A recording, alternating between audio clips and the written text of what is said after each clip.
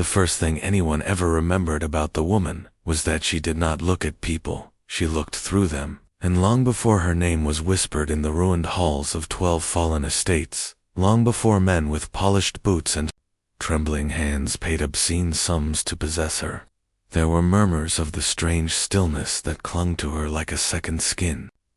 It was the kind of stillness that made even the boldest planter feel as if he were being measured carefully and found wanting.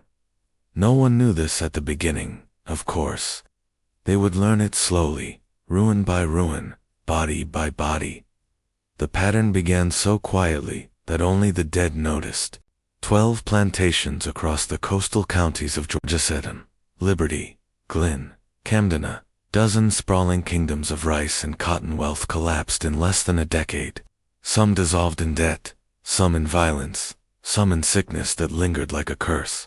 And in the dusty corners of courthouse ledgers, inside brittle estate inventories, between the inked margins of auction records, one fact glimmered like a buried blade. Every estate had purchased the same woman, Celeste, 22 years old, domestic, and described in auction documents with a reverence usually reserved for imported china or fine horses. Historians would later call it coincidence, nothing more. Bad harvests, blighted crops, fever, shifting markets. They were wrong. The truth was older, deeper, and far less forgiving. Her story, what little the records allow us to see, began at the Savannah Exchange on March 14, 1847. The air inside the auction house that day was thick with the smell of damp wool coats, pipe smoke, and the sour breath of men who spent their lives converting human beings into lines of profit. Buyers from across the coastal counties crowded the wooden benches, their voices carrying the clipped certainty of those accustomed to being obeyed. They came seeking the usual: field hands, carpenters, seamstresses, cooks. They came expecting another predictable sale. Then Celeste stepped onto the platform. Even Hiram Stokes, the auctioneer who had sold thousands of men, women, and children without a flicker of conscience, felt the room shift as she walked into the light. She wore a simple gray dress that seemed designed to erase her individuality, yet it did nothing of the sort. Her skin held the warm depth of café au lait. Her cheekbones rose in smooth, precise angles. Her eyes large, dark, and impossibly disinterested, not on the crowd, but somewhere beyond them, as though she alone saw a horizon none of them could imagine. She did not tremble. She did not lower her head. She simply stood. The bidding began at $400. It surged past $2,000 in minutes. Men who claimed to pride themselves on prudence found their hands rising against their own judgment. Driven by something they could not name, Colonel Marcus Fenwick of Chatham County, the widower of Fenwick Hall, a mansion of white columns and fading elegance, won her at $2,300. A gasp rippled across the room. Even for a house servant, it was a dizzying sum.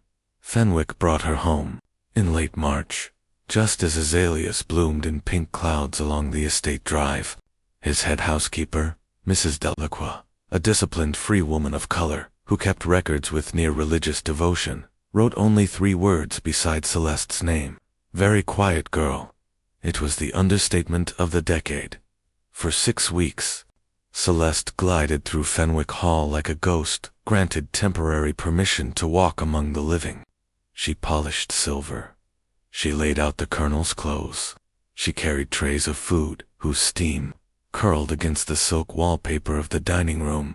Mrs. Delacroix found nothing unusual about her, no complaints, no mistakes, no insolence. Yet the other servants avoided her. Not openly, not rudely, but instinctively, as birds avoid a shadow overhead without seeing the hawk. Virginia Fenwick, the colonel's 17-year-old daughter, wrote in her diary, "Father's new girl moves as if she is listening to something I cannot hear." On the night of May 8, 1847, whatever she had been listening to answered. The colonel ate his dinner alone in his study, as he often did, a plate of roasted quail, spring greens, and a bottle of claret. Celeste served him with her customary silence. At 9 o'clock, the household staff was dismissed, leaving her to clear the dishes. At 10, the screaming began. Virginia dropped her book. Marcus Jr. burst from his room, pale as chalk. Mrs. Delacroix, who had been settling the kitchen, arrived first. She found the colonel sprawled on the floor of his study, convulsing violently. His lips foamed, his face purpled. His hands clawed at his throat, as if trying to tear away whatever invisible thing was choking him. He died 7 hours later. Dr. Samuel Pritchard examined the body at dawn and declared it apoplexian, unfortunate, but natural death. Nothing in the room suggested otherwise. No strange smell, no discoloration on the tongue, no evidence of poison. Celeste stood in the hall as the doctor worked, her expression unchanged, as though death were only another household task she had observed countless times. Within days, Fenwick Hall unraveled. The colonel's finances, once thought stable, collapsed under debts no one knew existed. Investments had failed, crops underperformed, creditors pounced. By June, the estate was in receivership. By August, the mansion, its furnishings, and its people were sold to satisfy the creditors. Celeste stood on the auction block again on June 3rd, her beauty undiminished, her silence intact. This time she fetched $1,400, purchased by Theodore Calhoun of Liberty Oaks, a respected planter with a young, restless wife and acres of prized Sea Island cotton. Margaret Calhoun kept Celeste closer than any mistress before her. Too close. She allowed the woman into her private rooms, asked her to brush her hair, to lace her corset, to keep her company in the long hours when her husband hid himself in his study. By August, Theodore Calhoun refused to eat, claiming everything tasted of metal. His eyes yellowed, his skin tightened against his bones. Dr. Pritchard called it coastal fever, though he admitted quietly he had never seen a case quite like it. The man died after 2 agonizing weeks. The will he left behind was a legal catastrophe. Margaret challenged it. Attorneys descended like vultures. The estate collapsed under the weight of debts, disputes, and whispered scandal. And through it all, Celeste stood quietly in the background, doing her work, answering questions with gentle clarity, and watching another manor crumble around her. She was sold again on October 22nd, price $900. Her next owner, James Hartwell, was an older man known for his decentia, rarity in the region. He purchased Celeste for his aging wife Catherine, who soon grew sick in ways no doctor could diagnose. Numbness, nightmares, burning in her stomach. She died in March. Hartwell's overseer was discovered to be a thief. The plantation collapsed in scandal. Hartwell himself swallowed laudanum and died alone in his study. Celeste returned to auction, whispers spread with her, by her 5th sale. Men in Savannah's clubs began murmuring over cigars that she carried misfortune the way other women carried perfume. By her 6th, servants refused to share cabins with her. By her 7th, auctioneers included long lists of her previous owners beneath her listings, as though hoping to wash their hands of responsibility. Yet buyers kept coming. Pride is louder than warning. One planter thought he could fix her. Another believed he could discipline her. Another assumed he was too rational for superstition. Another imagined she would bring him luck. None lasted longer than a season. Some died quickly. Some went mad. Some were destroyed by their own households, their own greed, their own unraveling. Celeste merely watched. By the time she reached her 12th buyer, her price had fallen to $100. Her beauty had not faded. Her silence had not changed. But the market had learned to fear what men refused to say aloud. Alexander Vaughn, 32, debt-free, educated, confident, and convinced of his superiority to weak men, purchased her anyway. He wanted to prove the pattern was coincidence. He wanted to prove he was smarter than the rest. He soon learned that intelligence is rarely the same as wisdom. Vaughn placed Celeste not in his household but in the fields. under the relentless sun, and under the watch of Isaac, a trusted driver who had never shown fear of anything. Isaac received strict orders. She was never to be alone, never to wander, never to speak beyond what her duties required. Vaughn believed that supervision was the antidote to mystery, that discipline dispelled superstition like sunlight chasing away fog. For 3 weeks, she behaved exactly as he expected. She worked steadily, neither excelling nor failing. She answered questions with quiet precision. She ate her rations, retired to her cabin at dusk, and seemed to slip through the routines of Blackwater Point without disturbing even the dust in the air. Then, on an August night, when the crickets throbbed in the marsh grass and the moon lay low and swollen over the water, Isaac found her standing outside the cotton barn. She wasn't inside, wasn't touching anything, just standing, her gaze fixed on the dark planks of the barn wall, as though she could see something moving beneath them. When he asked what she was doing, she did not flinch, did not even appear startled. Couldn't sleep, she said softly. Needed air. Then she walked back to her cabin without another word. It was nothing, or it should have been. But on plantations, nothing was rarely just nothing. A week later, Daniel collapsed in the fields. His gums bore a dark line. He vomited until he trembled. 3 others fell sick.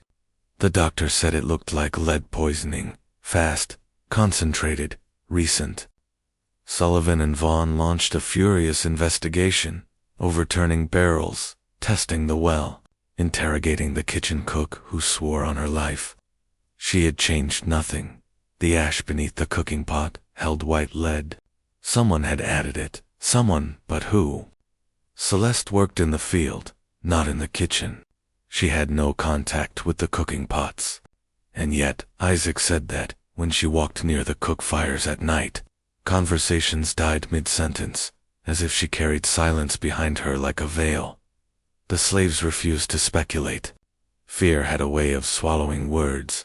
Another week passed, then the prize-breeding Bula.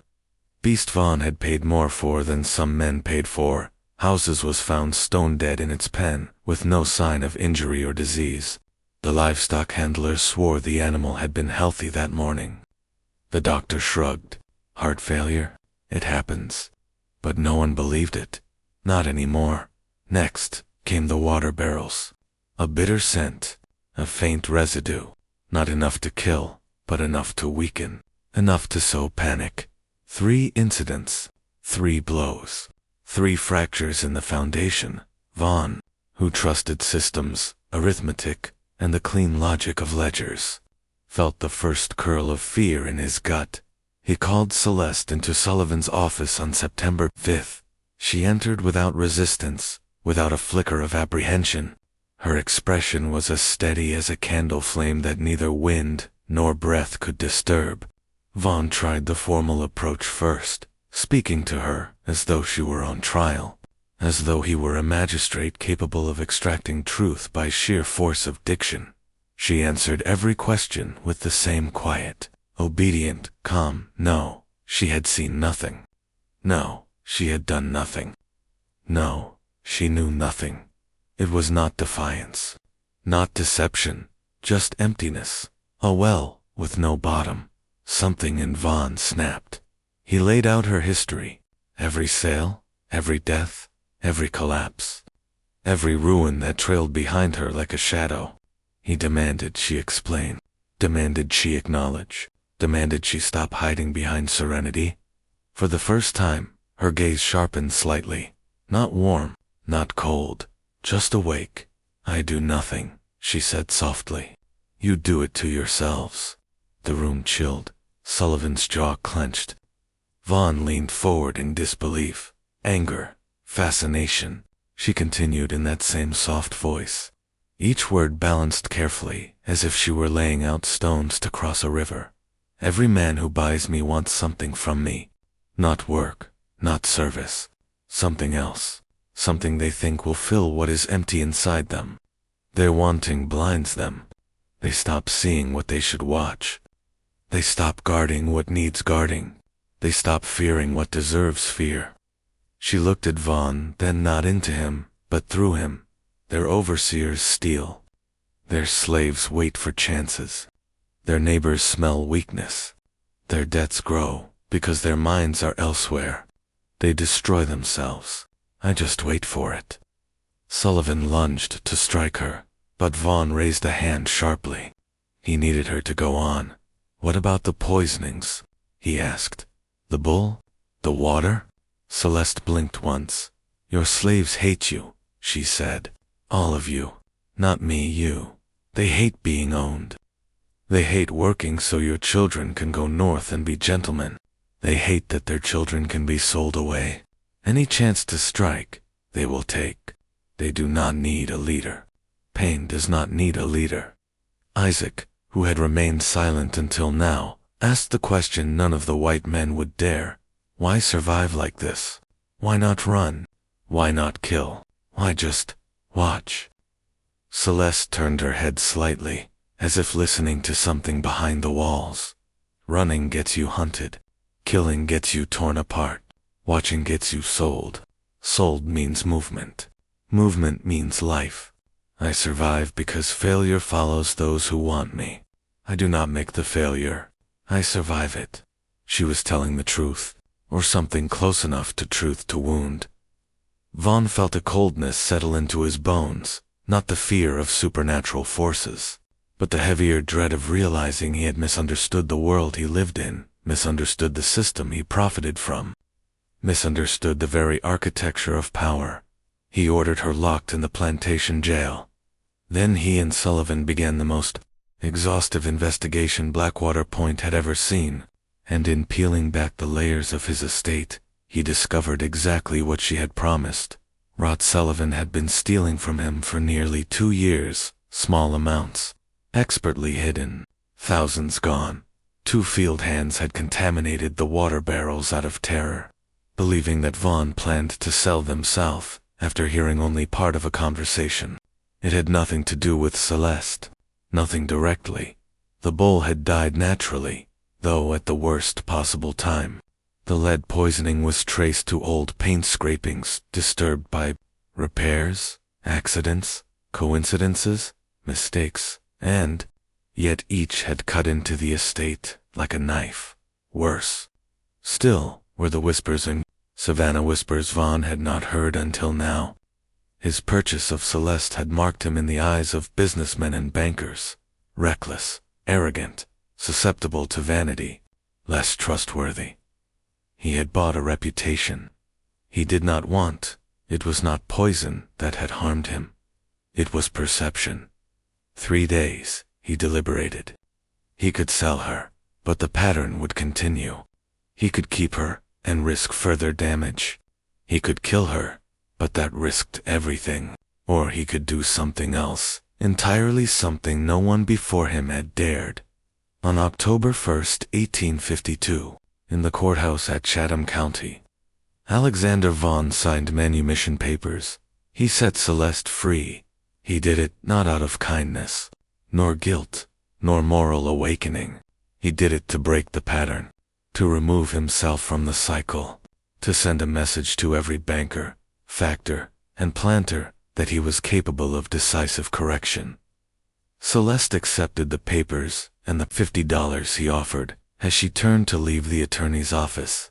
She paused only long enough to say, "You're the only one who saw what was actually there." Then she walked into Savannah's afternoon light and vanished from the world of records, as if she had stepped not into a street, but into fog.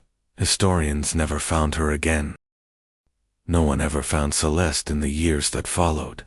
Not in Savannah's registries, not in Charleston's directories, not in the census books or church ledgers, or the cramped scribbles of midwives who recorded births in fading ink.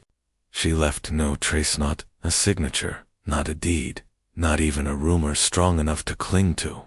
It was as though she stepped out of bondage and into some liminal space reserved for those the world was never meant to contain. Yet, traces of her lingered in ways stranger than records. In Marcus Hartford's letter, written 15 years later, He mentioned seeing a woman in Charleston whose posture, whose silence, whose unshakable stillness reminded him of the figure who had stood beside his brother the year madness took him. He had not approached her. Better to let sleeping dogs lie, he wrote, and perhaps that was wise. Some ghosts preferred distance. But long before Marcus Hartford's chance glimpse, before the war that would swallow the South whole, her legacy had already been sealed, not in her actions, exactly, but in the ruins of the men who tried to own her. 12 plantations had fallen in less than 5 years. 12 men had died, gone mad, bankrupted themselves, or drowned in the depths of their own unacknowledged fears. All of them believed themselves powerful. All of them believed they understood the world they built, and each collapsed the moment the structures they relied on bent, ever so slightly beneath their weight. The records say Celeste caused nothing, that the courts found no crime, that doctors found no poison, that sheriffs found no motive, no accomplices, no evidence of violence.